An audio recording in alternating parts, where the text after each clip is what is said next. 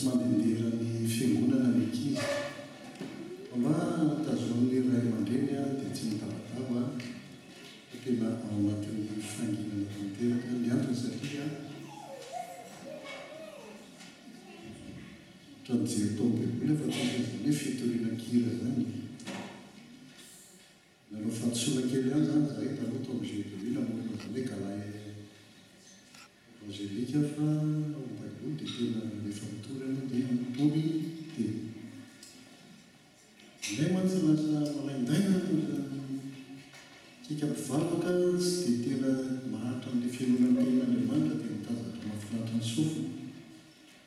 fa rehefa mampianatra dia mampianatra rehefa mitory dia mitory ny tenin'Andriamanitra mitoriana fa rehefa amin'ny avafoloana dia taritana ho amin'ny fiterana indrindra mamonjy amin'ny tena zany mizerika fa fahatsola fa tiorina moa rehefa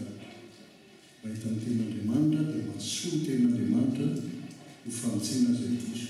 mahasoa fa tsy natao akarana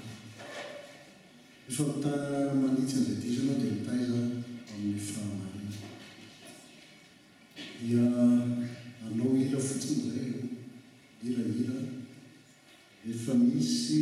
ainareo dia afaka manaraka ianareo mba tsika manao endrika hoe fampisehoana no tsika fa tena fiarandeha fa misy fotoana